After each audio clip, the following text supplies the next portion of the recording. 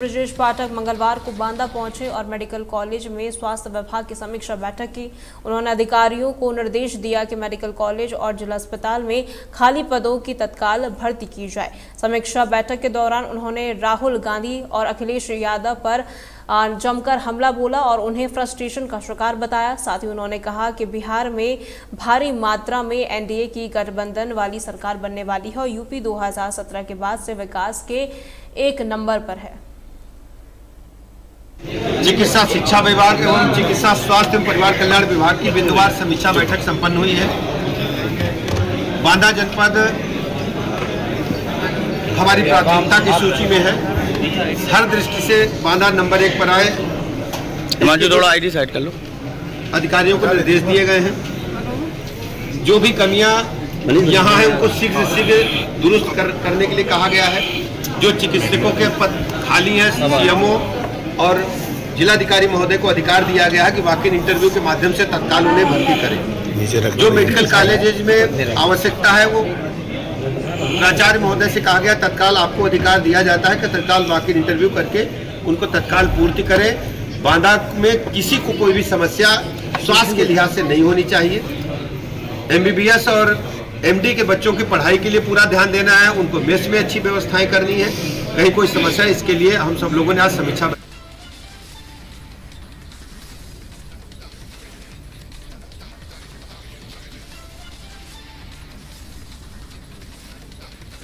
हमीरपुर जिले की कन्या प्राथमिक विद्यालय में कुछ छात्रों ने अपने शिक्षकों पर गंभीर आरोप लगाए हैं। छात्रों का कहना है कि शिक्षक समय पर स्कूल नहीं आते हैं और मिड डे मील की गुणवत्ता पर भी सवाल उठे हैं। इस दौरान छात्रों ने बताया कि मिड डे मील में मिलने वाले खाने की चीजें अच्छी नहीं होती हैं, जिसकी वजह से छात्र अपने घर से टिफिन लेकर आते हैं। साथ ही अभिभावकों का आरोप है कि शिकायत करने पर अध्यापक उनके साथ बदतमीजी करते हैं और बच्चों के साथ मारपिटाई भी करते हैं। निषाद पड़ोवी ग्राम का निवासी हूं और हमारे गांव में प्राथमिक विद्यालय हैं और 2 विद्यालय बंद कर दिए गए हैं। उनमें इस विद्यालय में अटैक किए गए 12-13 अध्यापक हैं, फिर भी ठीक से पढ़ाई नहीं हो रही। हमारे छोटे छोटे बच्चों ने बताया कि हमें मिड डे मील का जो खाना मिलता है उसमें बहुत सी कमी की जाती है और वहाँ पे जो हमें विद्यालय समिति है जो जाते हैं तो वहाँ पे उनके साथ अभद्रता की जाती है। तो हम लोगों को यही है कि हमारे बच्चों को शिक्षा सही से दी जाए इस विद्यालय में और जो अध्यापक हैं और प्रधानाचार्य हैं ये लोग सही से वहाँ पे पढ़ाएं और समय से आएँ, क्योंकि हमने देखा कि 9:30 बजे 9 बजे 10:30 बजे तक यहाँ अध्यापक आते हैं तो हमारे बच्चों को शिक्षा नहीं मिल रही है। यही एक शिक्षा है जो हमारे बच्चों को भविष्य बनाएगी। वर्षा मैम कोई भी गार्जियन जैसे खाना अच्छा नहीं बनता है, कोई भी गार्जियन शिकायत करने आता है तो वर्षा मैम आती है कहती है कि हमारा ससुर नेता है तो आप क्या कर लेंगे। और दाल अच्छी नहीं बनती है, दाल रोटी बनती है, दाल में थोड़ा सा दाल बहुत सारा पानी, तो दूध है, दूध में और दूध तो जितना दूध बच्चा है सबसे चाय पी लेते हैं और हमको पानी दूध दे। बरेली के तय बाजारी स्थल के दुकानदारों ने रेलवे विभाग के नोटिस के बाद रोष उनमें फैल गया। दुकानदारों का कहना है कि पिछले 47 सालों से यहां टीन शेड और शटर लगाकर कारोबार कर रहे हैं और हर साल ठेकेदार के माध्यम से बढ़ा हुआ शुल्क भी अदा करते हैं। उनका आरोप है कि इस दौरान विभाग ने कभी भी निर्माण रोकने का नोटिस जारी नहीं किया, लेकिन अब अचानक हटाने की कार्रवाई की जा रही है। उन्होंने कहा कि रेलवे भूमि विकास प्राधिकरण 2007 में बना, जबकि वे इससे पहले यानी कि कई साल से यहां कारोबार कर रहे हैं। दुकानदारों की मांग है कि रेल विभाग या तो पूर्व की तरह शुल्क वसूले या फिर उन्हें किराएदार घोषित करे। राजेश अग्रवाल, ये सब न्यू मॉडल कॉलोनी रेलवे की भूमि पे किराएदार हैं पिछले 47 साल से और ये अपना कारोबार करते हैं। इनके फादर और इनके 4 फादर तक उन्हीं दुकानों में काम करके यहाँ तक आए हैं और रेल द्वारा इनको नोटिस दिया गया है ठेकेदार के माध्यम से भूमि वैकेंट करने के लिए, जिसके संबंध में कल हम इन दुकानदारों से मिले थे और तय कार्यक्रम के तहत आज DRM महोदया के पास आए, उनसे वार्ता की। उन्हें बताया कि भले ही ये लोग तय बाजारी के तहत हैं, लेकिन इनके विद्युत कनेक्शन हैं, इनकी दुकानों में स्ट्रक्चर हैं जो तत्कालीन एट दैट टाइम DRM थे नंदा जी, उनकी सहमति से सब हुआ था। और जो अगर इनको हटा दिया गया तो निश्चित बात है इन पे बेरोजगारी भुखमरी की कगार पे आएंगे। और दूसरा, चैनल के माध्यम से आपके बता दूं, हम रेलवे बोर्ड भी जाएंगे और माननीय न्यायालय भी जाएंगे। और एक बात बता दूं, मैंने भी थोड़ा बहुत अभी कल के बाद स्टडी किया। RLDA जो है 2007 में बना है, और जबकि ये भूमि स्थानीय स्टेट के द्वारा न जाने कब एक्वायर की गई थी। क्या नाम? नवीन कुमार नाम है मेरा। मैं यहाँ पिछले 35 साल से दुकान कर रहा हूँ, और छोटी सी दुकान है। हम जितने भी दुकानदार हैं, करीब 250 दुकानदार हैं, और उनसे साथ में करीब 500 परिवार हैं। ये सब भुखमरी के कगार पे आ जाएंगे। जब तक इनके लिए रेलवे कुछ नहीं व्यवस्था करती, तब तक हम लोग बिल्कुल सड़क पे आ जाएंगे जी। अब्दुल कयूम खां, निवासी रहपुरा चौधरी, जो कि NMC मार्केट का एक दुकानदार, जो कि मेरे पापा लगभग वहाँ पे 45 वर्षों से उस दुकान पे काम कर रहे थे रेडीमेड का। उसके बाद मेरे भाई उस पर आए, और उनका आग जब लगी तो उस दिन उनका इंतकाल हो गया उसी दुकान के जलने के उसमें। उसके बाद मैं अब वहाँ पे दुकान चला रहा हूँ। उस दुकान पे मेरे माँ, मेरे 2 बच्चे और एक मेरी बेटी और एक बेटा जो कि स्कूल में जाते हैं, उसकी मैं फ़ीस तक नहीं जमा कर पाया। अगर ये दुकानें मेरी ख़त्म हो गई तो मैं पूरी तरीके से बर्बाद और रोड पे आ जाऊंगा, और मेरा घर का परिवार जो है बिल्कुल बिखर जाएगा। और मैं सर यहाँ पे 10 साल से दुकान चला रहा हूँ, और मेरे बाद मेरे पिताजी चलाते थे, लगभग 30 साल पहले दुकान चलाते थे। ठीक है, अब वो बहुत बीमार चल रहे हैं, अब उनकी स्थिति नहीं है कहते कि वो दुकान में बैठ पाएँ, क्योंकि हम लोग बहुत गरीब परिवार से आते हैं साहब। इतना हम पे वो नहीं हो पा रहा है कि अगर हमने 2 दिन से दुकान नहीं खोली, हमने 2 दिन से खाना तक नहीं खाया, 2 दिन से चूल्हा तक नहीं जला हमारा। और ये प्रशासन, रेल प्रशासन हमारे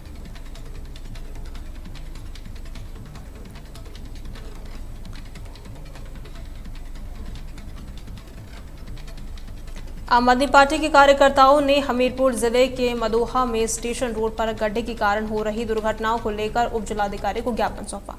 पार्टी के जिला अध्यक्ष मनीष गुप्ता और नगर अध्यक्ष गुलाम मोहम्मद के नेतृत्व में दर्जनों रिक्शा चालकों और पदाधिकारियों ने ये ज्ञापन दिया। जिला अध्यक्ष मनीष गुप्ता ने बताया कि स्टेशन रोड पर इलाही तालाब के पास एक बड़ा गड्ढा है, जिसके कारण आए दिन दुर्घटनाएं होती हैं, जिसके बाद उन्होंने इस गड्ढे को जल्द से जल्द भरने की मांग की है। इस मौके पर मोहम्मद साबिर और समीर जैसे कई अन्य लोग मौजूद थे।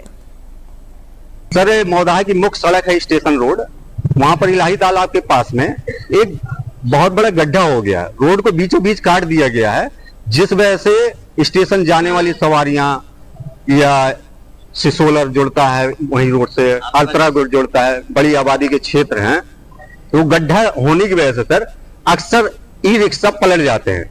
ई रिक्शा पलट जाने की वजह से वहां पे उसमें बैठी सवारियां घायल हो जाती हैं। बाइक वाले निकलते हैं, वो अक्सर गिर जाते हैं, वो भी घायल हुए हैं। ऐसी बहुत सी घटनाएं हुई हैं, किसी का हाथ टूटा है, किसी का पैर टूटा है। उन्हीं सब बातों को लेकर के हम लोग एक ज्ञापन देने आए हैं, ताकि आगे कोई गंभीर दुर्घटना न हो, उससे बड़ी दुर्घटना न हो। उसी को लेकर हम लोग ज्ञापन देने आए हैं कि उस गड्ढे को अच्छी तरह से मरम्मत करा कर उसको सही किया जाए। इसी कुछ सालों से इलाही तालाब जो मेन सड़क स्टेशन में जाती है, कुछ लोगों ने रोड काट दिया हुआ है। और रोड इसलिए काट दिया है कि वहां पे पानी भरता था, और वो पानी बहाने के लिए उन्होंने मेन रोड काट दिया है। कुछ लोगों ने कोशिश भी की उसको भरने की, लेकिन भरने के बाद फिर काट दिया गया। तो वो ऐसा है कि जब लाइट नहीं होती है, मोटरसाइकिल वाले तेजी से जा रहे होते हैं, या ट्रेन पकड़ने के लिए लोग ई रिक्शा बहुत तेज जाता है तो पलट जाता है वहां पे, चूंकि गड्ढा है, लोगों को पता ही नहीं रहता। ये तो वहां संकेत लगा दिया जाए प्रशासन की तरफ से कि रोड कटा हुआ है, कृपया धीमे चलें।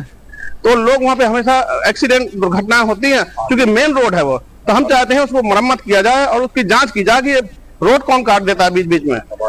हाँ, जो चूंकि कोई ना कोई अराजक तत्व है।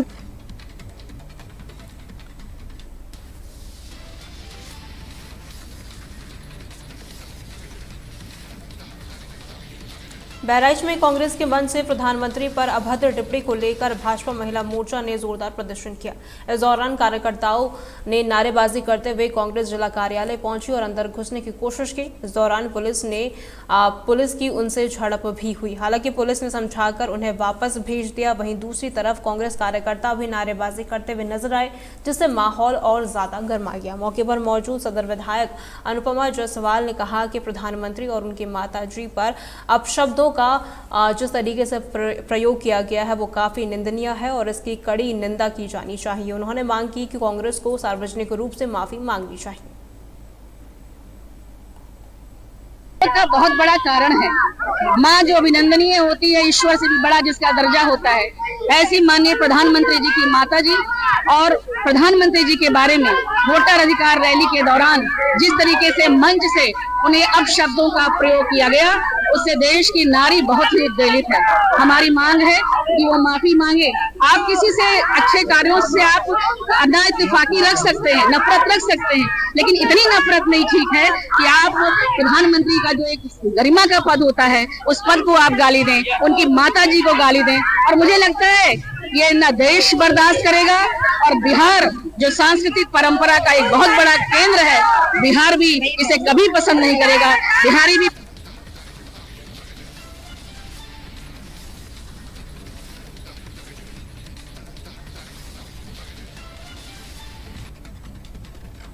बागेश्वर धाम के पीठाधीश्वर पंडित धीरेन्द्र शास्त्री वृंदावन पहुंचे और ब्रज के संतों और पंडा महासभा के साथ उन्होंने बैठक की। इस दौरान धीरेन्द्र शास्त्री ने 7 से 16 नवंबर तक दिल्ली से वृंदावन तक सनातन हिंदू एकता पदयात्रा निकालने का ऐलान किया। उन्होंने पदयात्रा को सफल बनाने के लिए सहयोग की अपील की। साथ ही शास्त्री ने कहा कि इस पदयात्रा के जरिए से छुआछूत जैसी कुरीतियों को समाप्त करने और हिंदू भाईचारे का संदेश फैलाने का प्रयास किया जाएगा।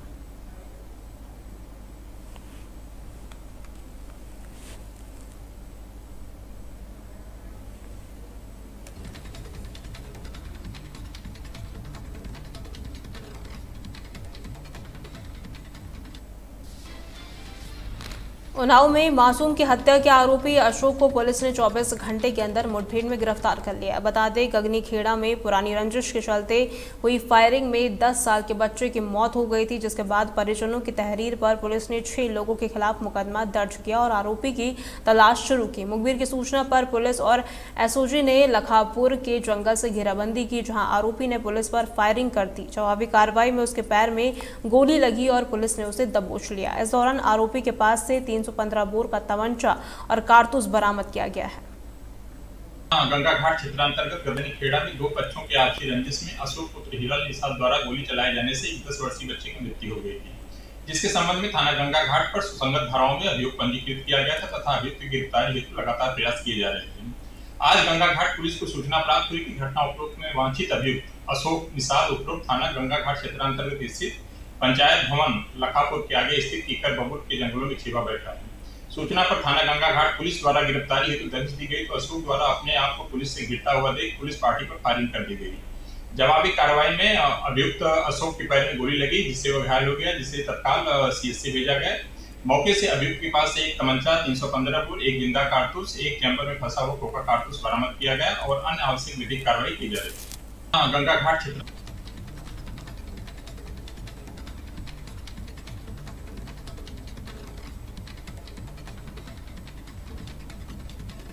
शामली जिले के रजाक नगर गांव में छुट्टी पर आए एक पुलिस कांस्टेबल ने फांसी लगाकर आत्महत्या कर ली। बताया जा रहा है कि उन्होंने गृह कलेश के चलते ये कदम उठाया। परिजनों ने जब दरवाजा नहीं खुलने पर कमरे में जाकर देखा तो वो फांसी के फंदे पर लटका हुआ मिला, जिसके बाद सूचना पर पहुंची पुलिस ने शव को कब्जे में लेकर पोस्टमार्टम के लिए भेज दिया और साथ ही आगे की जाँच पड़ताल शुरू कर दी।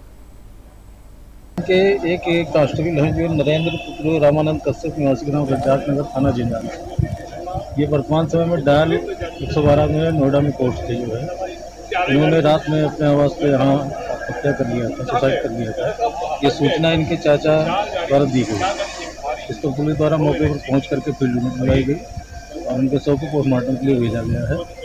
और पोस्टमार्टम के बाद फिर स्थिति जो होगी, जो रिपोर्ट आएगी, उसके अनुसार कार्रवाई की जाएगी। ठीक है सर।